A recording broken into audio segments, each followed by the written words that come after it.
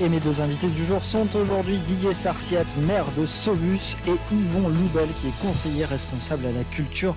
Rebonjour messieurs, on parle de Saubus. Alors qui m'en parle? Didier, allez-y, en tant que maire, parlez-moi un peu de Saubus. Est-ce que vous pouvez rappeler aux gens où ça se trouve, combien il y a d'habitants, faire une espèce de carte d'identité du village? Ça serait parfait. Ouais. Saubus est un petit village lové dans une courbe de l'Adour, entre Tyros et Dax, à mi-chemin à peu près. C'est un village qui a toute une histoire de patrimoine, puisque c'est un ancien port. Ouais. C'était le premier port des denrées qui partaient sur Bayonne et celles qui rentraient dans l'intérieur des terres. On a bien sûr des portes à flot, on a des barques, on a aussi, c'est un village thermal.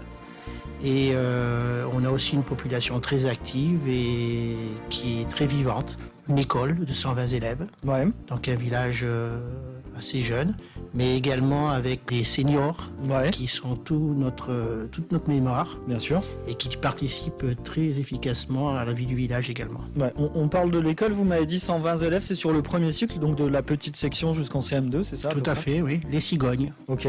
L'école Les Cigognes. Puisqu'il y a des cigognes qui sont pas très loin. C'est ce que me disait Yvon tout à l'heure en préparant l'émission, il y a une cigogne qui s'est installée à une trentaine de mètres de l'école, c'est ça? Oui, sur un poteau qui a été fabriqué il y a l'an dernier. Ouais. Donc une cigogne qui est en train de nidifier là à la vue au sus de toute la population et aussi bien sûr des écoliers qui tous les jours vont la voir. Ils doivent être contents, les écoliers, d'avoir une cigogne à côté d'eux. C'est marrant d'avoir une cigogne. Oui, parce que ce sont eux qui ont trouvé ce nom de l'école des cigognes. D'accord. Ah, en plus, c'est eux qui ont trouvé le nom. Oui, puis ils ont également décoré toute leur école à l'effigie de ces cigognes. Alors, on voit des petits écoliers qui chevauchent des cigognes. D'accord. Des cigognes qui sont un peu partout, des beaux dessins. Ouais. Voilà. Il y a combien d'habitants à Saubus On est plus de 1100 maintenant. D'accord. On a dépassé le cap des 1000. Par rapport à l'INSEE, et c'est un village qui comporte bien sûr un peu d'agriculture, dont les gens qui sont sur Saubus travaillent sur le bassin, je dirais, d'Aqua et Tirocé. Ouais, on va pas plus sur Bayonne, hein, on est plutôt dans ce côté-là. Bayonne, ça va jusqu'à Saint-Martin-de-Hens. Ouais, d'accord. Et puis...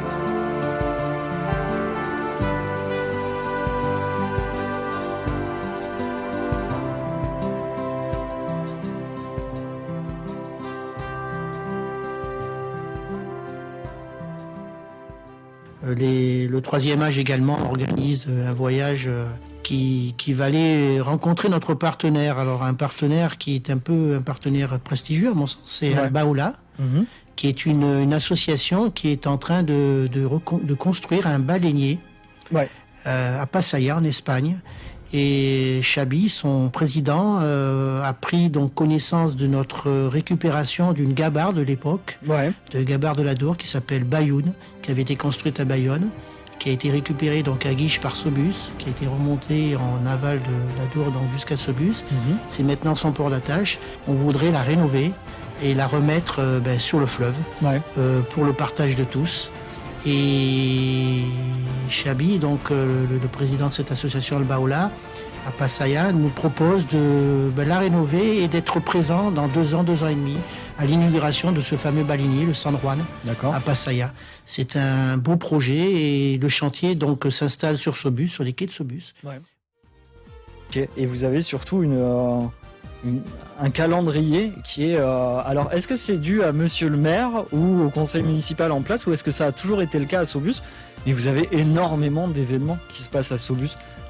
Tout à l'heure, on viendra en détail sur tout ce qui se passe, mais moi, quand j'ai reçu l'agenda de votre ville, je me suis dit, waouh, tout ça pour une si petite ville, un si petit village avec uniquement 1 millier d'habitants à peu près, c'est beaucoup. Est-ce que c'est une volonté de votre part, monsieur le maire? Bien sûr, moi j'ai la volonté de faire vivre mon village, mais je pense que c'est un travail de tous. Et là, c'est vraiment, vous voyez, à l'heure actuelle, on est en train de préparer le fameux carnaval. C'est un carnaval centenaire, on va en parler sûrement. Oui, tout à l'heure. Et quand on voit l'énergie des habitants qui y travaillent, plus de près de 200 personnes qui y travaillent depuis des mois. Il y en a même, on commence déjà à travailler sur le futur.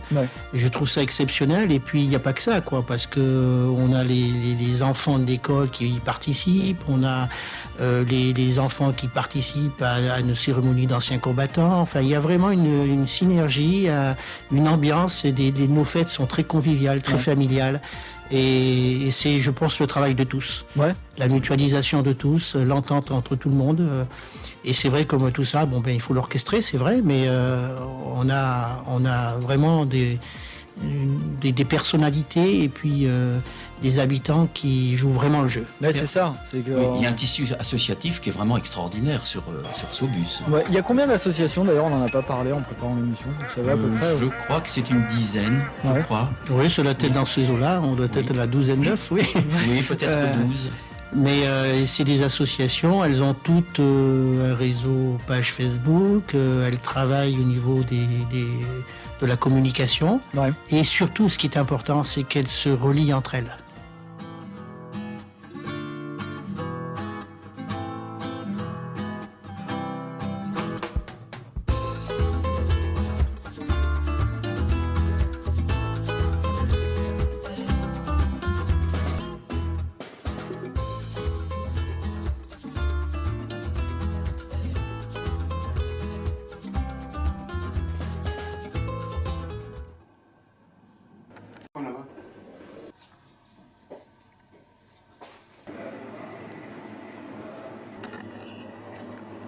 Là, on est obligé de passer par les tuiles du toit. Oui.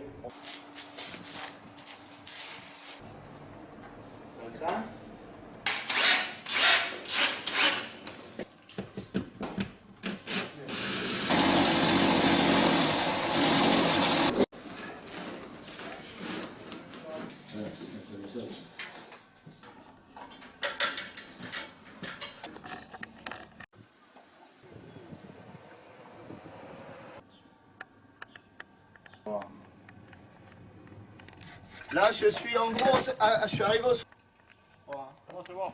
Allez, bon là.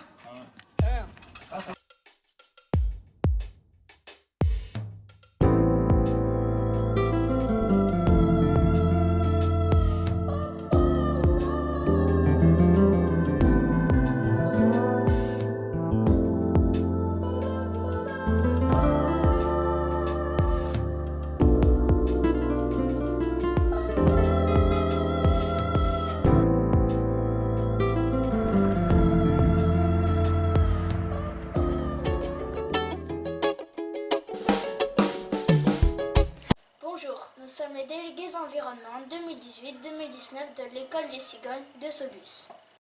Le savez-vous? Le papier utilisé provient soit de bois de coupe d'éclaircie, soit de papier recyclé, soit de sous-produits des scieries. Recycler le papier? Mais pourquoi? En recyclant le papier, on crée du nouveau papier. Cela permet de réduire le volume de déchets. Le recyclage du papier consomme moins d'énergie et d'eau et produit moins de CO2 qu'une autre filière de fabrication du papier. Le chiffre du jour. 65% du papier seulement est recyclé. On peut faire beaucoup mieux. Comment trier?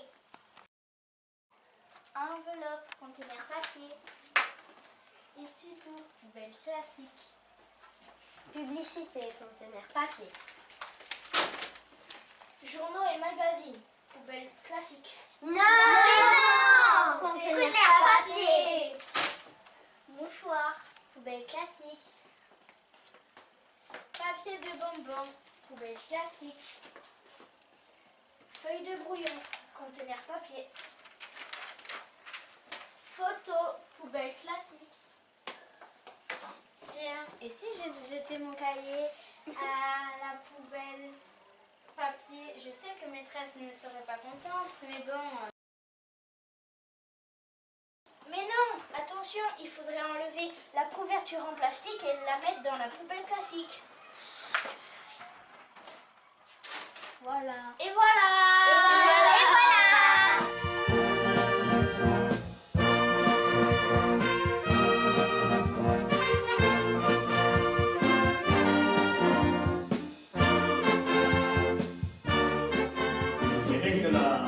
L'armature, c'est à peu près 70 là. Entre 65 et 70. On compte pas, on se met à faire des fleurs et puis Oui. quand on en a marre, on arrête. Donc certainement 1000 heures pour faire un char. Oh, je pense, Oui, oui, approximativement, parce que 1000 heures de travail, parce que temps à 5, et pratiquement tous les jours, vous faites... Oui, à peu près quoi, on fait quoi 6 heures par jour. 6 heures par jour à 3 ou 4. 2 heures, 7 heures, 5 heures, le matin. Oui. Oui. À peu près 6 heures par jour. C'est un travail presque à mi-temps. Oui. À part la dernière semaine où on est tenu par le temps, donc on y est peut-être un peu plus.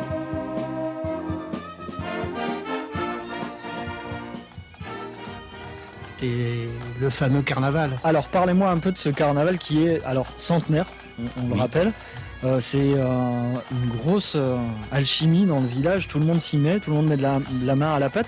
Ça consiste en quoi? C'est un carnaval, donc on s'en doute un peu, mais il y a des particularités quand même. Oui, c'est un point d'orgue de la vie sibusate, de la vie culturelle et puis festivité de Saubus. Et donc oui, il y a à peu près 200 personnes qui fabriquent les chars, où il y a une dizaine de chars qui vont être exposés, qui vont circuler dans Saubus le 31 mars, dans l'après-midi.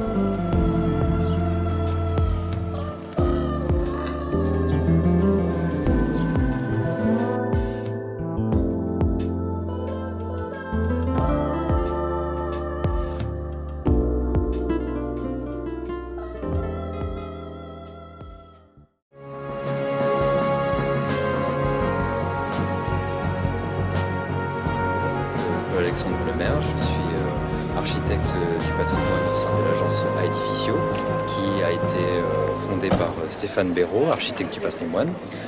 Au sein de l'agence, nous sommes un certain nombre d'architectes qui sommes tous, quasiment tous architectes du patrimoine diplômés de l'école de Chaillot, école qui forme et habilite des architectes déjà diplômés à intervenir sur le patrimoine protégé au titre des monuments historiques. Cette analyse va nous permettre ensuite d'aboutir sur notre diagnostic et pouvoir ensuite proposer un projet de restauration qui viendra apporter des solutions aux problèmes structurels qui auront été identifiés. À partir du 19e siècle, on avait des cloches, si j'ai bien compris, qui ont été offertes, étaient montées d'une manière qui n'était pas dans les règles de l'art, à savoir avec une dissociation des structures entre le beffroi, la structure du clocher et donc de l'église ensuite, fait que l'ensemble des vibrations et des chocs portés par les cloches allant à la volée se répercutaient directement en fait dans l'ensemble de la structure de l'église et non pas seulement dans uniquement le beffroi, tel que c'est fait maintenant par l'entreprise Baudet qui l'a très bien fait, à savoir que un beffroi doit pouvoir bouger sur lui-même sans impacter le reste de l'église. Or, jusque-là, en fait, on avait des poutres qui étaient directement enchâssées dans la structure du clocher, et on peut bien imaginer que les vibrations, en fait, allaient voyager jusqu'à quoi, surtout, une extrémité. Et là, on peut très bien imaginer, en fait, qu'on avait tout un ensemble de vibrations qui, boum, se répercutaient directement dans le cœur.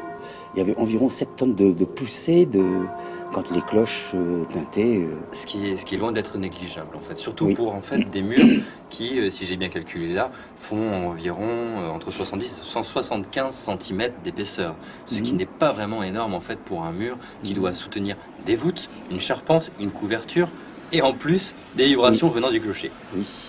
Donc on a comme ça tout un système de structure, et quand on a la lecture de la façon dont l'ensemble des charges traversent une charpente et redescendent sur les murs, on est en capacité d'analyser la manière dont les déformations viennent à se faire sur un édifice. Les coupes qui vont être importantes à générer, comme je vous l'expliquais donc ce matin, ça va être sur l'ensemble des fils structurels.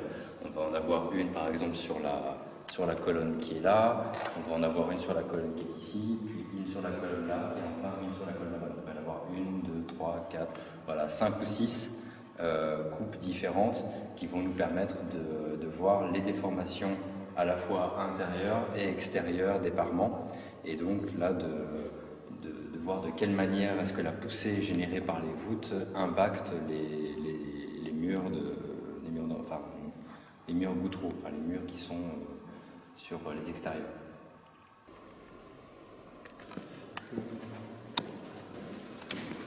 Une révolution donc à 360 degrés, et vous voyez donc un cylindre qui tourne avec un miroir, et en fait vous avez un capteur donc de chaque côté donc, du scanner, et il y en a un qui est un laser. Le miroir faisant une révolution, vous avez donc les points qui se déplacent verticalement, et l'appareil faisant une rotation également sur l'axe des Z, on a également donc les points qui se déplacent horizontalement. Donc en fait, par les deux rotations, on a une captation de points laser à 360 degrés sphériques.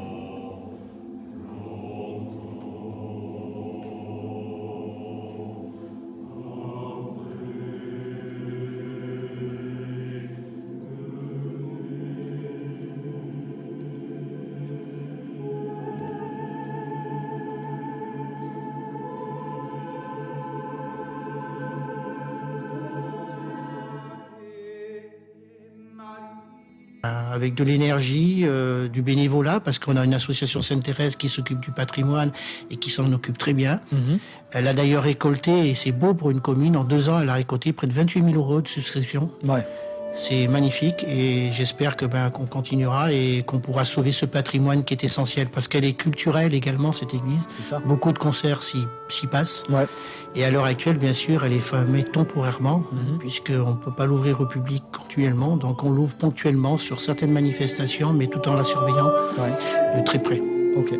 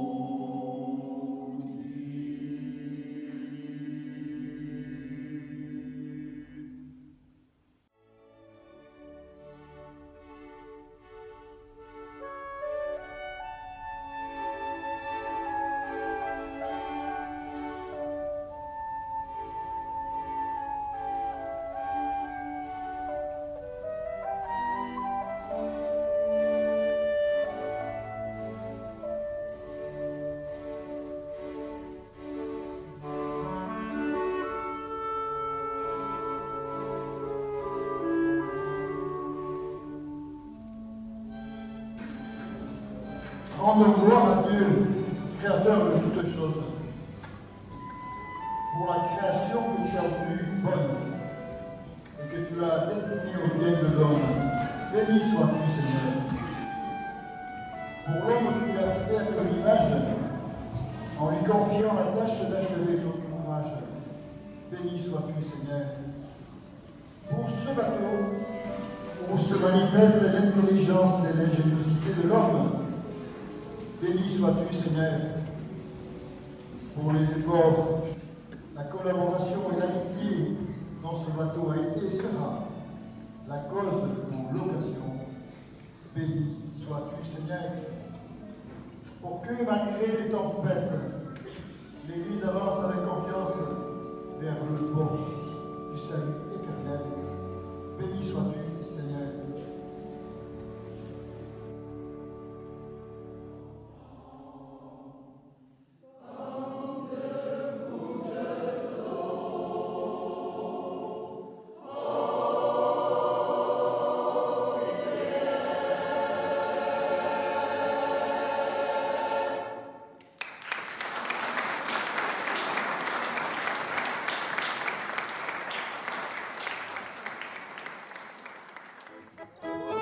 Alifoto Festivadour, qui entame donc toute une festivité autour de la Dour avec les villages voisins de Saint-Jean-de-Marsac, de Saint-Martin-de-Hinx et de Josse. Et Festivadour, ça s'étend sur jusqu'au mois de juin, hein, c'est ça? C'est ça, c'est de l'art de la rue, de l'art culturel. C'est un festival qui se voudrait être une animation autour de la Dour et autour de ce chemin de halage, autour de sa culture, de son patrimoine, de ses traditions. Ouais. Ce sera la 11e édition cette année, c'est ça? Oui, c'est la 11e édition, puis on espère que d'autres villages de la Dour viendront nous rejoindre.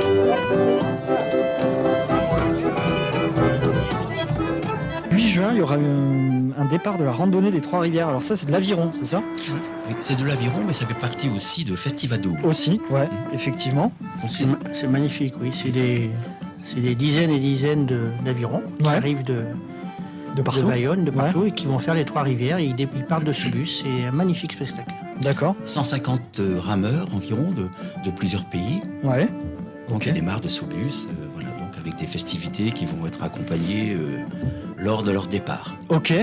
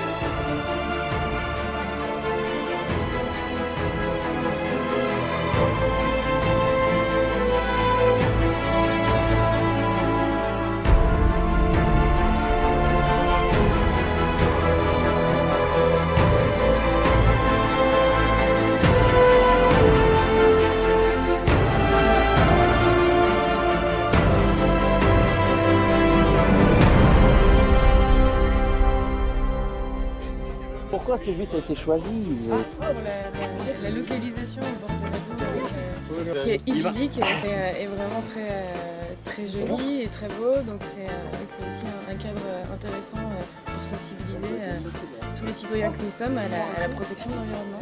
Voilà, mais c'est merveilleux. Donc on est quelques-uns là à participer, puis on va donc aller le long du chemin du halage. On va s'équiper et puis on va aller se disperser au bord de la Dour, ramasser ce qu'on trouve qui ne devrait pas y être. Et partager en tout cas un moment convivial et les citoyens tous ensemble. Là pour faire une opération dans le cadre du World Cleanup Day qui est la journée mondiale de la protection de l'environnement, qui a pour but de sensibiliser sur la thématique de la protection de l'environnement, de la nature, la pollution des déchets. Donc c'est une action éco-citoyenne donc à laquelle on participe tous en même temps. Donc la Berry a décidé de se joindre à ce mouvement, sensibiliser ses collaborateurs. Et donc on a la chance aussi d'avoir l'association Adoura, le soutien de la commune de Sobus. La force du collectif est toujours plus intéressante. Il y en a qui parlent de changer le monde et il y en a d'autres qui se retroussent les manches et qui agissent. Donc vous en faites partie aujourd'hui, donc on est très content que vous soyez là. On va vous distribuer, si ce n'est pas déjà fait, des gants et des sacs poubelles.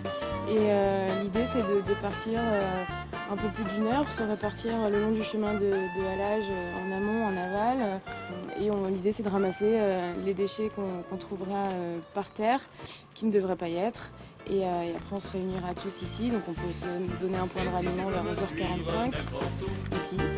Et comme ça on verra un petit peu tout ce qu'on a trouvé et puis on pourra en discuter.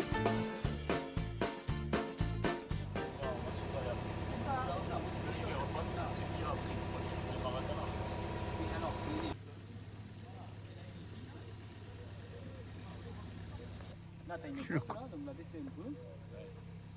Là, ici, il y a cette brosse à enlever. Les brosses d'avant.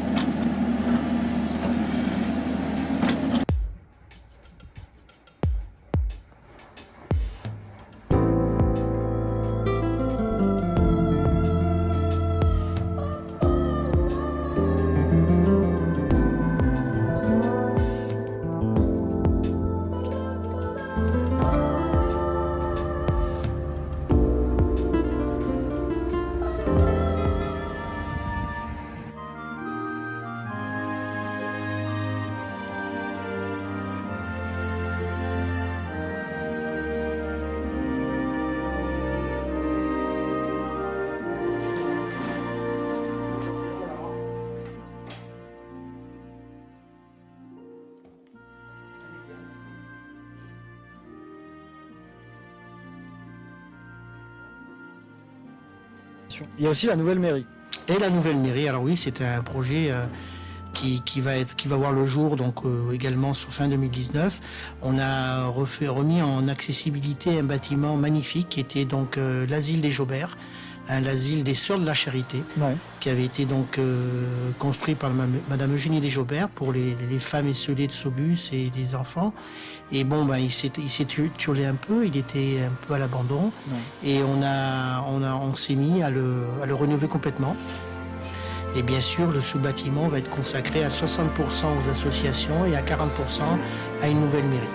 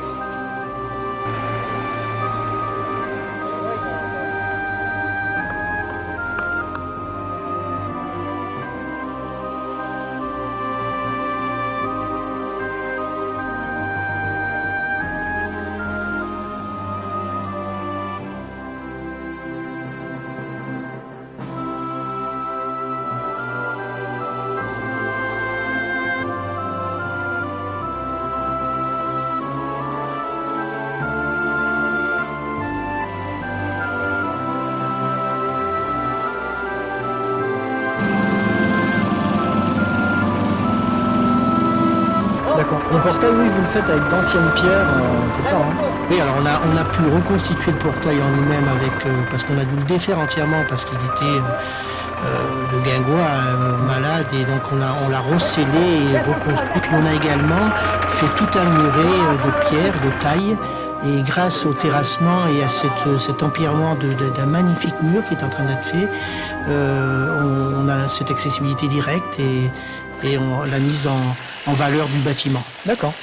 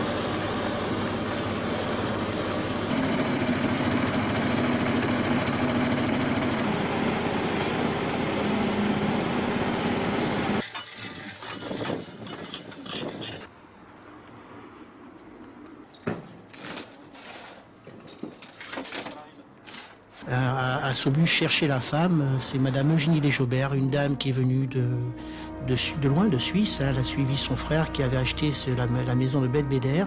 Et cette dame a malheureusement décédée seule. Ouais. Et elle a donné pratiquement toute sa fortune à Saubus et au territoire, parce que vous voyez, même le Cerce qui est à Cabreton, c'est elle. D'accord. C'est elle, sanatorium. Et donc, elle est à Saubus très présente par ses dons, et notamment par le pont où elle avait donné 400 000 francs or au conseil départemental général de l'époque. D'accord.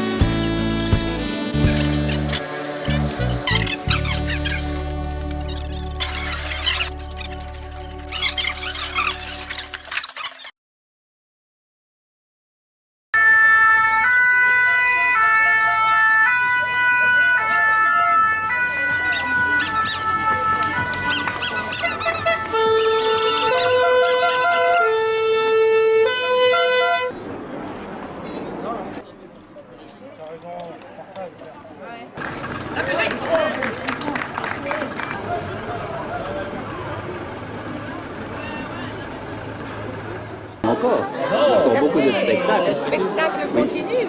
Et avec beaucoup de monde. Une très bonne organisation. Oui, ça c'est. Merci à Isabelle. Bon accueil, merci à Isabelle, merci à Thierry, merci à toute l'équipe de Saubus. Voilà, le rosé était bon, le tir aussi. Les Talois exceptionnels, enfin voilà, tout est bien, tout est bien. Voilà. Bon bah c'est parfait, merci, à l'année prochaine certainement alors. Oh, très certainement. On a déjà réservé notre place. C'est parfait.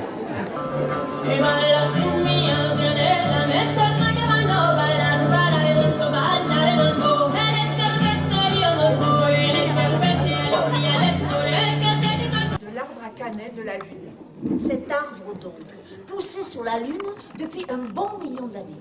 Et comme personne ne s'en était sérieusement occupé, il était devenu énorme et avait plus d'1 million de branches. Et il faut dire que chaque nouvelle branche de l'arbre à cannelle, cela signifiait sur la Terre toute une nouvelle génération de gens.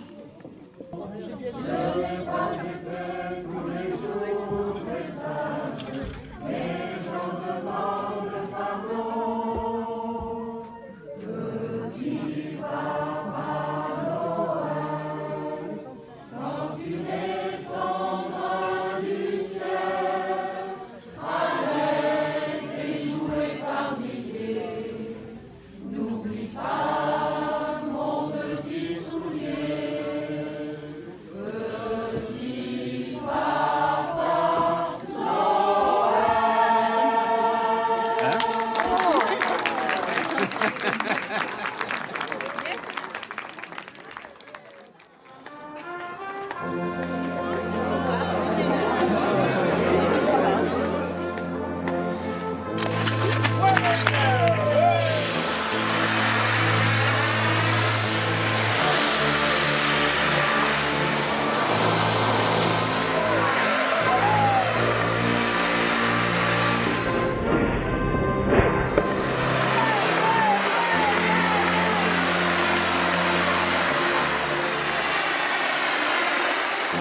you.